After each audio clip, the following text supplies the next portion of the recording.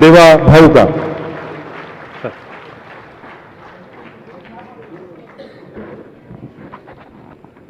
हिंदवी स्वराज्याचे सरसंस्थापक छत्रपती शिवरायांना मानाचा मुजरा करतो.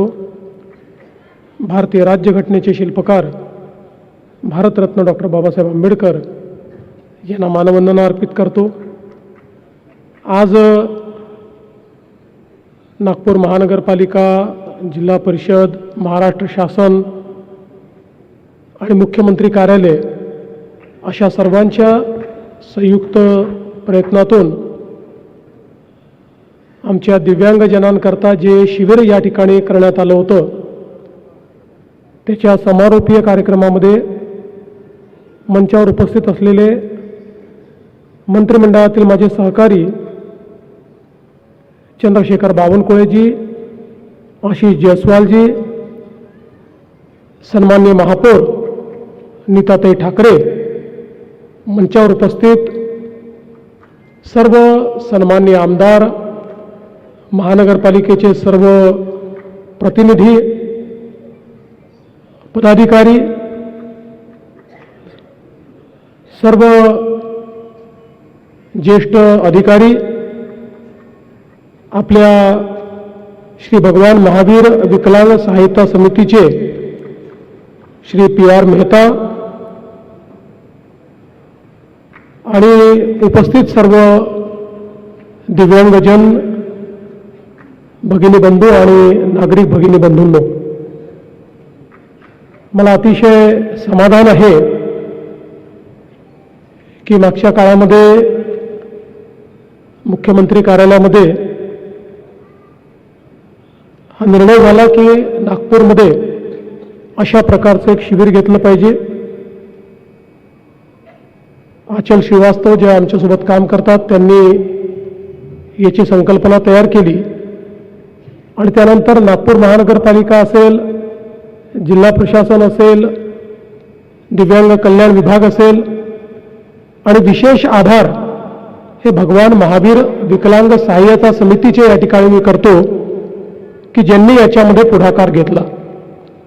श्री भगवान महावीर विकलांग सहायता समिती जी 1975 पासनं जवळजवळ गेले 51 वर्ष सातत्याने भारतात आणि भारताबाहेर विविध दिव्यांगजनांना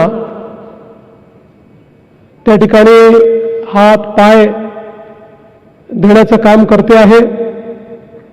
खरं म्हणजे सुरुवातीला जयपूर फूट अशा पद्धतीनं हे जे नामाभिमान झालं, आज संपूर्ण देशामध्ये जयपूर फूट या नावाने याला ओळखलं जातं. आणि आपण आत्ताच बघितलं की दिव्यांगजनांना एक कृत्रिम पाय लावला किंवा दोन्ही कृत्रिम पाय लावले तर ते सामान्य माणसासारख्या सगळ्या ॲक्टिव्हिटी करू शकतात. गाडी चालवू शकतात, मोटरसायकल चालवू शकतात, सर्व प्रकारच्या ॲक्टिव्हिटी या त्यांना करता येतात. त्यामुळे जीवनामध्ये एक मोठं परिवर्तन या माध्यमातून त्यांना घडवता येतं. आणि म्हणूनच सातत्याने आमच्या दिव्यांगजनांपर्यंत या व्यवस्था पोचाव्यात. अंध असतील तर त्यांना स्टिकची आवश्यकता पडते, कोणाला हिअरिंग एडची आवश्यकता पडते, कोणाला वेगवेगळ्या प्रकारच्या सपोर्टची आवश्यकता पडते, कोणाला व्हीलचेअरची आवश्यकता पडते. भारत सरकार माननीय मोदीजींच्या नेतृत्वात आणि महाराष्ट्र सरकार सातत्याने या संदर्भात वेगवेगळ्या योजनांच्या माध्यमातून कशा पद्धतीनं आपल्याला कार्य करता येईल हा प्रयत्न आपण करत असतो. अनेक योजनांच्या माध्यमातून सातत्याने शिबिरं घेऊन हे सर्व इक्विपमेंट हे आमच्या दिव्यांगजनांपर्यंत पोहोचवण्याचा प्रयत्न आपण करत असतो. आणि विशेषतः आत्ताच श्री मेहताजी मला सांगत होते की जी लहान मुलं आहेत ज्यांना आपण कॅलिपर दिली, त्या लहान मुलांना कारण त्यांचं वय वाढतं त्यामुळे त्यांचा साईज चेंज होतो. त्यामुळे त्यांना दरवर्षी किंवा 2 वर्षांनी त्या ठिकाणी हे कॅलिपर बदलावे लागतात. माझी महानगरपालिकेला विनंती आहे की या सगळ्या लोकांचा आपण रेकॉर्ड ठेवावा आणि पुढच्या वर्षी पुन्हा त्यांना निमंत्रित करून त्यांचे जे कॅलिपर आपल्याला बदलण्याची आवश्यकता आहे त्या संदर्भात आपण मेहताजींची देखील मदत घेऊन आणि अशा पद्धतीचं कार्य हे सातत्याने आपण केलं पाहिजे. मी इस्कॉनच्या अन्नामृतचं देखील मनापासून अभिनंदन करतो, त्यांचे आभार मानतो की त्यांनी या ठिकाणी श्री प्रशांत उगेमुगे यांच्या मदतीने या शिबिरामध्ये जेवढे लोक आले त्या लोकांकरता भोजनाची व्यवस्था त्यांनी केली आणि अतिशय चांगल्या पद्धतीनं ही व्यवस्था देखील या ठिकाणी झाली. खरं म्हणजे अपेक्षेपेक्षा जास्त लोक आल्यानंतर मला कमिशनर साहेब सांगत होते की त्या ठिकाणी जी काही सामुग्री आहे ती कमी पडली, त्यामुळे लगेच ती सामुग्री ही मागवण्यात आली आणि कोणालाही इथनं परत पाठवायचं नाही अशा पद्धतीनं याचं नियोजन करण्यात आलं. यापुढेही कोणाचं काही राहिलं असेल तर ते देखील करण्याचा प्रयत्न हा निश्चितपणे पुढच्या काळामध्ये आपण करू. आपल्याला माहिती आहे की आपल्या शासनाने दिव्यांगजनांकरता जे काही मानधन आहे ते वाढवून 2500 रुपये केलं आहे. वेगवेगळ्या योजनांच्या माध्यमातून शिक्षण असेल, आरोग्य असेल आणि रोजगार असेल या तिन्ही बाबतीत आपला हा प्रयत्न आहे की दिव्यांगजनांना त्या ठिकाणी सन्मान मिळाला पाहिजे. देशामध्ये पहिल्यांदा आपले पंतप्रधान माननीय नरेंद्र मोदीजी यांनी या ठिकाणी सांगितलं की कोणीही विकलांग नाही तर सगळे दिव्यांग आहेत, डिझेबल कोणी नाही तर स्पेशली एबल सगळे आहेत आणि अशा पद्धतीनं एक वेगळी ओळख आमच्या दिव्यांगजनांना मोदीजींनी दिली. आज केंद्र सरकारच्या वतीनं इतक्या विविध प्रकारच्या योजना आमच्या दिव्यांगजनांकरता चालवल्या जातात, पण आपला प्रयत्न हा आहे की दिव्यांगता आपल्याला कमी कशी करता येईल त्या दृष्टीनं मोठ्या प्रमाणात आपले प्रयत्न चाललेले आहेत. विशेषतः आमचे जे कर्णबधिर मुलं आहेत यांना जर त्यांच्या लहानपणीच जर या गोष्टी लक्षात घेऊन कॉक्लिअर इम्प्लांट सारखे जे काही आपण वेगवेगळ्या प्रकारचे ऑपरेशन करतो ते जर केले तर शेवटी ऐकू येत नाही म्हणून बोलता येत नाही, ते जर ऐकू यायला लागलं तर ते बोलू देखील शकतात. आणि म्हणून महाराष्ट्रामध्ये कॉक्लिअर इम्प्लांटचे जे काही ऑपरेशन आहेत त्याला 6 ते 8 लाख रुपये लागतात.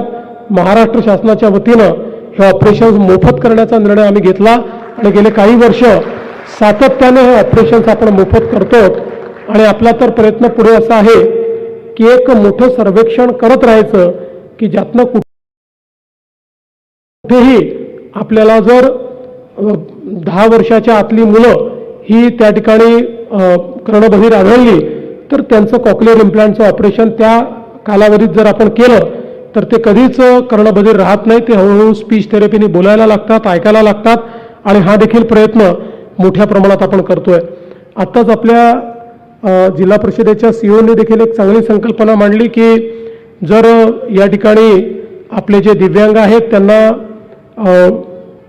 रोजगार देण्याच्या दृष्टीने हे जे काही झोमॅटो असतं, ब्लिंकिट, स्विगी वगैरे, तर त्या आमच्या दिव्यांगांना आवश्यक त्यांच्या जी काही डिझॅबिलिटी आहे त्याच्याप्रमाणे डिझाईन केलेल्या गाड्या या त्यांना आपल्याला देता येतील. महानगरपालिका देखील तशा पद्धतीने पुढाकार घेईल आणि अशा प्रकारच्या गाड्या देऊन त्यांना सन्मानाने जगण्याकरता आज 20-25 हजार रुपये त्यांना महिना रोजगार मिळाला पाहिजे या दृष्टीनं देखील आपल्याला काम करता येईल आणि त्यातनं एक सन्मानजनक अशा प्रकारचं जीवन हे त्यांना देखील मिळेल. आपल्याला कल्पना आहे आपल्या सगळ्या हाऊसिंगच्या स्कीम्स असतील किंवा इतरही योजना असतील यामध्ये दिव्यांगांना कशा पद्धतीनं प्राधान्य मिळेल याचा प्रयत्न देखील सातत्याने आपण करत असतो. आणि मी आज या निमित्ताने एवढंच सांगू इच्छितो की हा जो कार्यक्रम या ठिकाणी घेतला, खरं म्हणजे हा कार्यक्रम काही केवळ वन ऑफ द प्रोग्राम नाही आहे.